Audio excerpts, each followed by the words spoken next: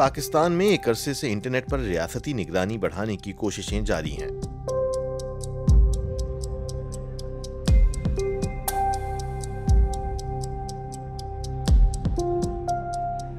رواں سال فروری سے ایک نیا ویب مانیٹرنگ سسٹم فعال ہے۔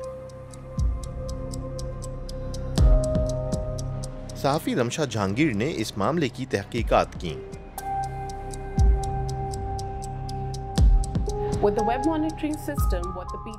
اس نئی ویب مانیٹرنگ سسٹم کی مدد سے پاکستان ٹیلی کمیونیکیشن اتھارٹی یا حکومت انٹرنیٹ پر زیادہ آسانی کے ساتھ مواد فلٹر کرنے کی کوشش میں ہے۔ جدید ہوتی ہوئی ٹیکنالوجی کی مدد سے اب پاکستان میں تمام انٹرنیٹ ٹریفک کی نگرانی اور اسے کنٹرول کرنا ممکن ہے۔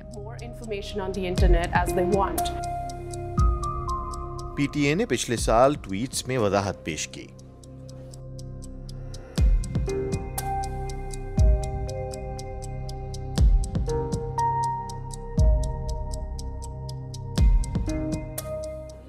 البتہ شواہد کچھ اور ہی بتاتے ہیں۔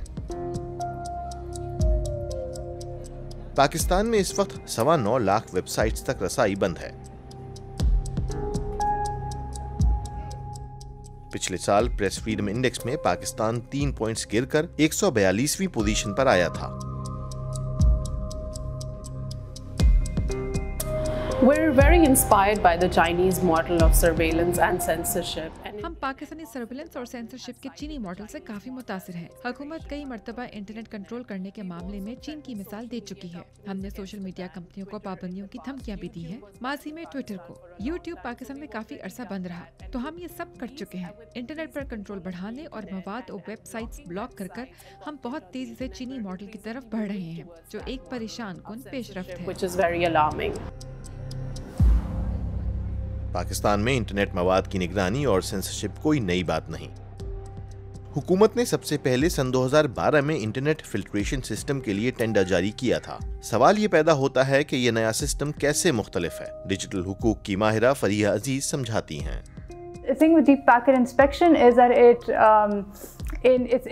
ڈیپ پیکٹ انسپیکشن اس لیے جارحانہ ہے کیونکہ انسکرپٹڈ مواد تک بھی رسائی حاصل کر لیتا ہے۔ ہم نے سنا ہے کہ پی ٹی اے نے جو نیا سسٹم خریدا ہے اس میں یہ صلاحیت موجود ہے۔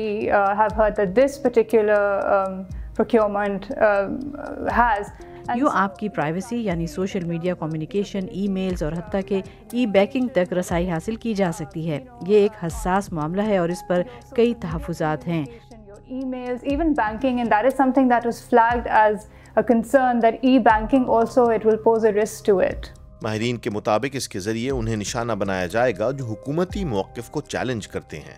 I think right now میرے خیال میں اس وقت حکومتی موقف کو کنٹرول کرنے اور ریاستی سرپرستی قائم کرنے کی کوششیں جاری ہیں۔ جو بھی ان کی مخالفت کرتا ہے اسے چپ یا بند کرا دیا جاتا ہے۔ سائبر کرائم کے قانون کے تحت ہم ایسا ہوتے ہوئے دیکھ رہے ہیں۔ کئی صحافیوں اور ناقدین وغیرہ کے خلاف کیسز کھڑے کیے جا چکے ہیں۔ بغیر کسی ریگولیشن کے صارفین کے ڈیٹا تک رسائی پاکستان میں انسانی حقوق اور پرائیویسی کے لیے خطرناک ثابت ہو سکتی ہے۔